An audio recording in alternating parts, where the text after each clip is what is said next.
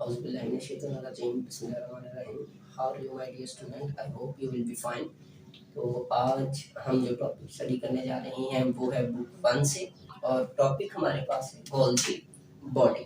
तो उसके अंदर जो चीज़ हम देखेंगे, इसके अदर नेम्स को हम देखेंगे, उसके अलावा इसकी लोकेशन को हम डिस्कस करेंगे, इसकी फिजिकल नेचर को देखेंगे, इसकी डिफाइन को देखेंगे और इसकी केमिकल नेचर को देखेंगे। तो चलिए स्टार्ट करते हैं। सबसे पहले तो अदर नेम की अगर हम बात करें तो इसको लिपोकॉन्ड्रिया भी बोला जाता है।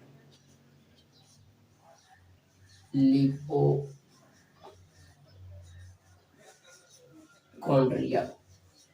ओके स्टूडेंट्स, एक नाम इसका लिपोकॉन्ड्रिया भी है।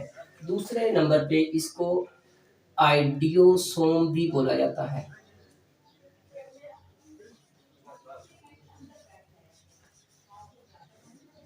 इसको आइडियोसोम भी बोला जाता है। उसके बाद इसको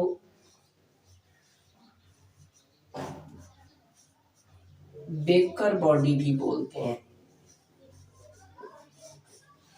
इसको बेकर बॉडी भी बोलते हैं। वैसे हमारी टेक्स्ट बुक के अंदर जो नाम गिवन है वो गोल्जी बॉडी है, गोल्जी कॉम्प्लेक्स है या फिर गोल्जी अपरेटस है। तो इतने नाम जो वो एसोसिएटेड हैं किसके साथ, गोल्जी बॉडी के साथ। अच्छा जी, नेक्स्ट हम बात करते हैं इसकी फिजिकल नेचर की। तो फिजिकल नेचर के अंदर लोकेशन की। तो अगर हम बात करें लोकेशन की तो ये हमारे पास यूकैरियोटिक सेल के अंदर पाया जाता है।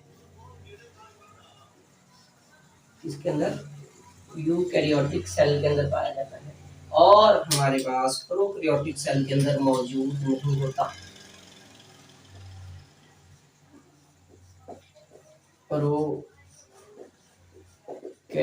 सेल, ठीक है, मींस दैट कि ये हमारे पास जस्ट यूकैरियोटिक सेल के अंदर पाया जाता है, प्रोकैरियोटिक सेल के अंदर मौजूद नहीं होता। अच्छा, एक और बात फर्दर अगर हम देखें यूकैरियोटिक सेल, तो यूकैरियोटिक सेल के अंदर भी कुछ ऐसी चीजें हैं जिनके अंदर जो गोल्जी बॉडीज है वो अवेलेबल नहीं होती, प्रेजेंट नहीं होती। उनमें जो क्या चीजें, सबसे पहले तो हमारे पास चंद एक हायर प्लांट है।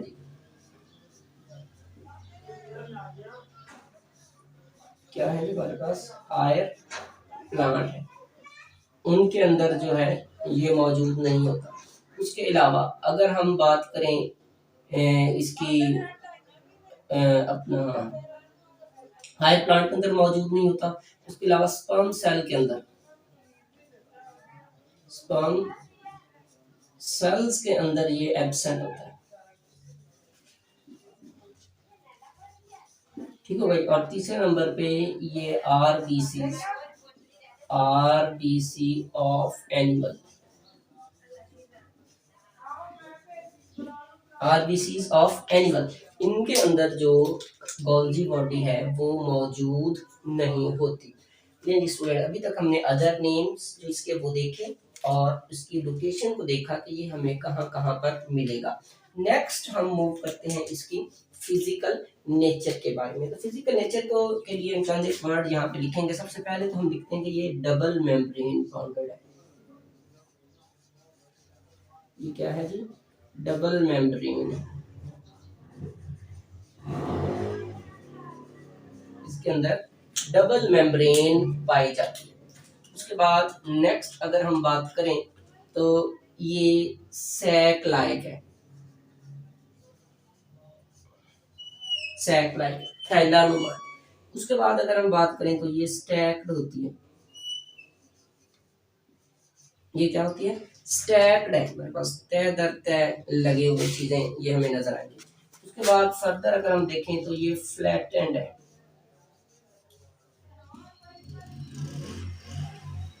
ये क्या होगा, फ्लैटेंड होगा। और कहाँ पे होगा, यूकैरियोटिक सेल के अंदर होगा, यूकैरियोटिक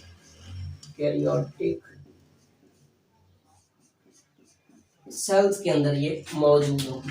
तो इतनी सी बातें हमने कही हैं कहाँ पे, फिजिकल नेचर के अंदर। तो नेक्स्ट हम बात करते हैं इसकी डिफाइन की। जी तो स्टूडेंट, अब हम बात करते हैं इसकी डिफाइन की। तो डिफाइन के अंदर हम बोलेंगे कि ये हमारे पास क्या है, it is a double membrane bounded.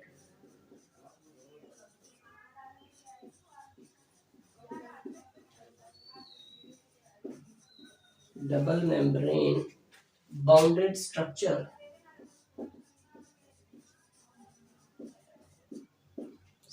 ये क्या है हमारे पास? डबल मेम्ब्रेन बाउंडेड स्ट्रक्चर है. Consist of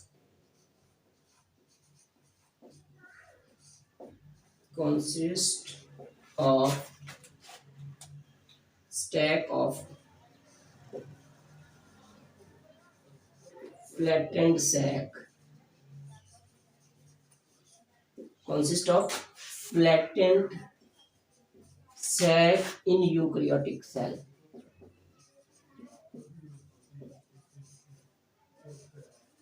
In eukaryotic cell. इतनी सी बात कहेंगे तो इसकी जो डेफिनेशन है वो क्या हो जाएगी? कंप्लीट हो जाएगी. यानी कि ये हमारे पास डबल मेम्ब्रेन बाउंडेड स्ट्रक्चर है और consist of stacked of flattened sac के ये थैलानुमा साख्तों से बनी हुई एक चीज है जो तह दर तह पड़ी होती है. वो नेक्स्ट पॉइंट अपना पार्ट ऑफ द बोर्ड के ऊपर हम इसकी जो बात वो उसको डिस्कस भी करेंगे इंशाल्लाह. तो अब यहाँ पे हम देखते हैं केमिकल नेचर की. तो केमिकल नेचर की अगर हम बात करें तो ये सबसे पहले इसके अंदर जो चीज पाई जाती है वो होती है प्रोटीन. दूसरे नंबर पे इसके अंदर होते हैं जनाब लिपिड्स होते हैं. फिर अगर हम बात करें तो इसके अंदर होते हैं बहुत सारे एंजाइम होते हैं. और एंड पे हमारे पास यहाँ पे क्या मौजूद होगा? इसका कुछ लो अमाउंट में इसके अंदर डीएनए और आरएनए भी मौजूद होता है. तो स्टूडेंट इस पार्ट ऑफ बोर्ड के ऊपर हमने इसके अदर नेम्स को देखा, इसकी लोकेशन को देखा, इसकी फिजिकल नेचर को देखा और हमने डिफाइन को देखा और हमने इसकी केमिकल नेचर को देखा. तो नेक्स्ट पार्ट ऑफ बोर्ड पे हम बात करेंगे इसके स्ट्रक्चर के बारे में और ये काम कैसे करता है. जी तो स्टूडेंट इस पार्ट ऑफ बोर्ड के ऊपर हम बात करेंगे इसके स्ट्रक्चर के बारे में और इसके हाउ वर्क, ये काम कैसे करता है. तो अगर हम बात करें इसकी डिस्कवरी की, क्योंकि स्ट्रक्चर डेफिनेटली किसी न किसी साइंटिस्ट ने तो इसका बताया होगा. अगर हम बात करें इसकी डिस्कवरी की, इसकी हम डिस्कवरी को देखें तो वो हमारे पास एक साइंटिस्ट थे जिनका नाम था कैमिलो गोल्जी.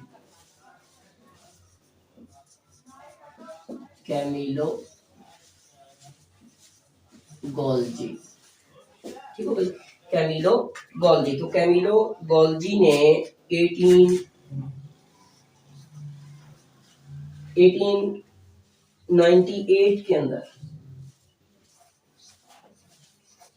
1898 के अंदर ऑल यानी कि उल्लू के नर्व सेल के अंदर पहली बार गोल्जी बॉडी को क्या किया? डिस्कवर किया. तो अब अगर हम यहाँ इसके स्ट्रक्चर की बात करें तो स्ट्रक्चर हमारे पास कुछ इस तरीके से होगा. हम आपके लिए ड्रा कर लेते हैं. यहाँ पे ये हमारे पास कुछ इस तरीके से मेम्ब्रेन बाउंडेड ऑर्गेनेलिस जो हैं ये पाई जाती हैं. ठीक होगा जी. अच्छा जी, अब यहाँ पे अगर हम बात करें तो इसके दो पार्ट इंपॉर्टेंट है. ये वाले जो फेस होता है इधर वाला, इसको बोलते हैं मैच्योरेशन फेज. मैच्योरेशन फेज इसको क्या बोलते हैं? मैच्योरेशन फेज बोलते हैं. और ये वाला जो फेज होता है ये वाला, इसको बोलते हैं फॉर्मिंग फेज. इसको क्या बोलते हैं जी? Forming phase. वो फॉर्मिंग फेज है और ये हमारे पास क्या है? मैच्योरेशन फेज है. अच्छा, अब यहाँ पे ये जो इसकी मेम्ब्रेन है, मेम्ब्रेन इसकी जो बाउंडेड है, डेफिनेटली मेम्ब्रेन बाउंडेड, तो मेम्ब्रेन का कोई ना कोई नाम भी होगा. तो इसका नाम हमारे पास है जी सिस्टर्नी. क्या नाम है इसका? सिस्टर्नी। तो ये हमारे पास क्या है, सिस्टर्नी है। अच्छा, अब स्टूडेंट होता क्या है कि ये जो स्ट्रक्चर है आप इमेज के अंदर देख भी सकते होंगे कि ये नियर बाय पाया जाता है एंडोप्लाज्मिक रेटिकुलम के। तो एंडोप्लाज्मिक रेटिकुलम से जो वेसिकल निकलते हैं वो वेसिकल्स क्या होते हैं, हम कलर चेंज कर लेते हैं, वो वेसिकल्स क्या होते हैं, यहाँ पे इसकी फॉर्मिंग फेज से इंटर होते हैं। उन वेसिकल्स के अंदर क्या होता है, डिफरेंट टाइप के सब्सटेंस पाए जाते हैं, तो वो इसमें से गुजर के, क्योंकि जी तो हमने बात की कि जो एंडोप्लाज्मिक रेटिकुलम है वो वेसिकल्स जो है वो स्क्रीट करते हैं, और वो वेसिकल्स क्या होते हैं, यहाँ से इंटर होते हैं फॉर्मिंग फेज से, और यहाँ से होते हुए, क्योंकि ये इंटरकनेक्टेड है और हम देख भी सकते हैं कि ये स्टैक्ड लाइक है, तह दर तह पड़ी है, और ये सैक लाइक स्ट्रक्चर हमें नजर आ रहा है। तो वो यहाँ से इंटर होकर इन रस्तों से, इन चैनल लाइक रस्तों से गुजर कर इसकी जो मेच्योरेशन फेज है यहाँ से क्या होते हैं, वो आउट होते हैं। ठीक हो गया जी, यहाँ से वो क्या होते हैं जनाब, आउट होते हैं, बाहर की तरफ आते हैं। अच्छा, अब जब एंडोप्लाज्मिक रेटिकुलम से इसके अंदर जो चीजें इंटर होती हैं वेसिकल, उसके अंदर खा एंजाइम हो, वो प्रोटीन हो, वो कुछ भी हो, तो वो यूजेबल नहीं होते। तो जैसे ही वो इंटर होते हैं गोल्जी अपरेटस में फॉर्मिंग फेज से और निकलते हैं मैच्योरेशन फेज से, तो यहाँ से निकलने के बाद जो वो क्या होते हैं, यूजेबल होते हैं। तो ये प्रोसेस कैसे होता है, इसको हम हाउ इट वर्क समझते हैं एक एग्जांपल के साथ। सपोज दैट फर्ज करें हमारे पास यहाँ पे जो हम एग्जांपल लेंगे वो है एक शूज फैक्ट्री की। किसकी, एक शूज फैक्ट्री की। ये हमारे पास क्या है, एक शूज फैक्ट्री है। ओके स्टूडेंट, ये एग्जांपल आपने समझ लिया, इंशाल्लाह अज़्ज़ा इससे आपका कॉन्सेप्ट और जो है वो मजबूत हो जाएगा। अच्छा, शूज फैक्ट्री में क्या है, हमारे पास 3 चैम्बर जो हैं या 3 डिपार्टमेंट हैं, वो बड़े जो इम्पोर्टेंट होते हैं। ठीक हो गया। तो यहाँ पे हम क्या कर रहे हैं, 3 डिपार्टमेंट हमने क्या कर लिए हैं, ड्रा कर लिए हैं एक फैक्ट्री। अच्छा, ये वाला जो डिपार्टमेंट है इसको बोलते हैं स्टोर। ठीक हो गया। अच्छा जी, ये हमारे पास क्या होगा, प्रोडक्शन हॉल होगा, प्रोडक्शन हॉल होगा, और ये हमारे पास क्या होगा, वेयर हाउस होगा, वेयर हाउस होगा। ठीक है। अच्छा, अब ये जो हमारे पास स्टोर हाउस है इसके अंदर क्या पड़ा होगा, डेफिनेटली रॉ मटेरियल। क्या पड़ा होगा, रॉ मटेरियल, यानी कि शूज फैक्ट्री का हम एग्जांपल ले रहे हैं, तो स्टोर हाउस में क्या पड़ा होगा, रॉ मटेरियल पड़ा होगा जिससे जूते बनाए जाएंगे। तो क्या ये रॉ मटेरियल उसको हम शूज का नाम दे सकते हैं? जी हाँ, डेफिनेटली हम उसको शूज का नाम नहीं दे सकते। तो क्या होगा, यहाँ से ये रॉ मटेरियल उठाएंगे वर्कर और उसको लेके आएंगे कहाँ पे, प्रोडक्शन हॉल में। अच्छा, अब प्रोडक्शन हॉल में क्या होगा, वहां पे जूते बनाए जाएंगे, उनकी प्रोडक्शन होगी। तो अब मुझे बताएं, यहाँ पे हम लिख लेते हैं क्या होगा, फॉर्मेशन ऑफ शूज।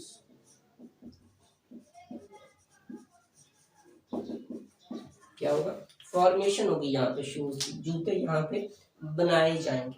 अच्छा, अब मुझे बताएं कि यहाँ पे जो प्रोडक्शन हॉल होगा, प्रोडक्शन हॉल से जैसे शूज निकलेंगे क्या वो सेल करने के लायक होंगे?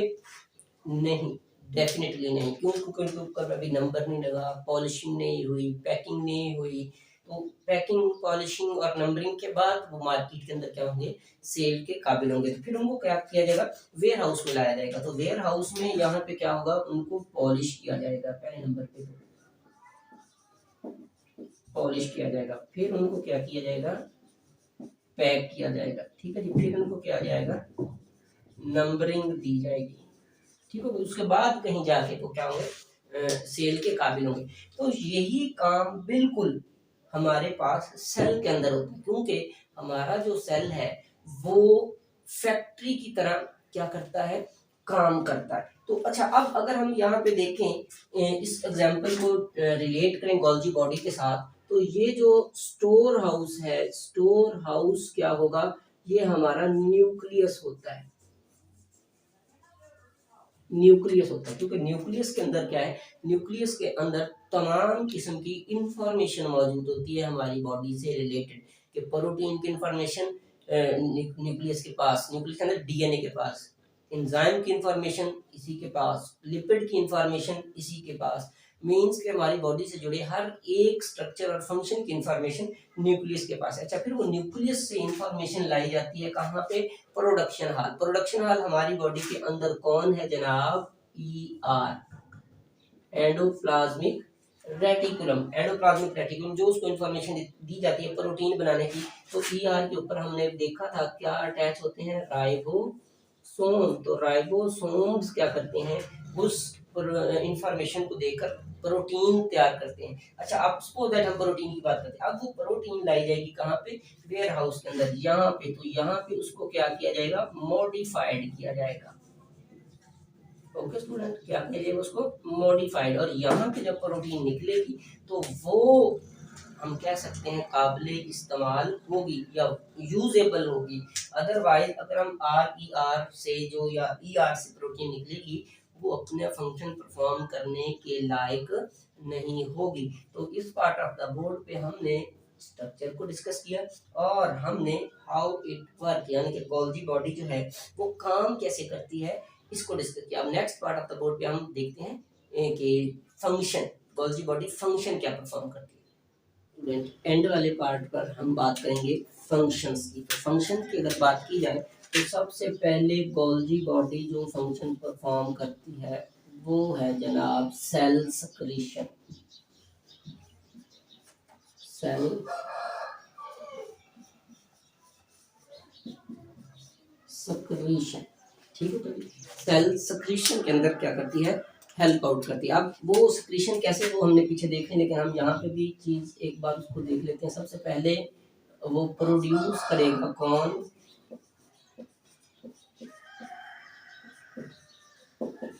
राइबोसोम। कोई चीज प्रोड्यूस करेगा कौन? राइबोसोम। अच्छा, राइबोसोम से आगे क्या होगा? वो पैक होगी वेसिकल में।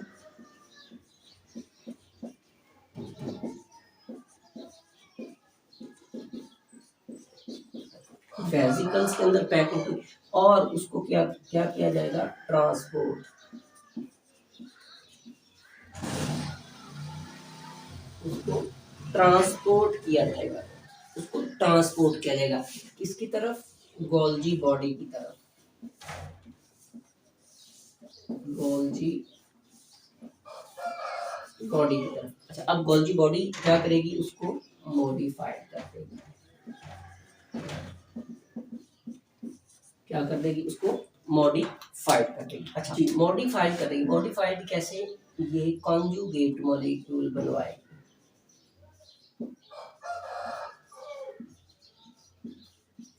Conjugate molecules. कॉन्जुगेट मॉलिक्यूल्स कैसे बनवाएगी? ये लिपो प्रोटीन बनवाएगी, ठीक है। ये ग्लाइको प्रोटीन बनवाएगी और उसके अलावा ये ग्लाइको लिपिड्स बनवाएगी, ठीक है भाई। और तीसरा फंक्शन जो होगा इसका वो है ट्रांसपोर्टेशन।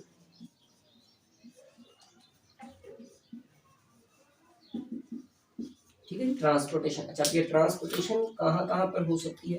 ये जो ट्रांसपोर्टेशन है ये हमारे पास विद इन अ सेल हो सकती है, सेल के अंदर हो सकती है, और आउट साइड टू सेल।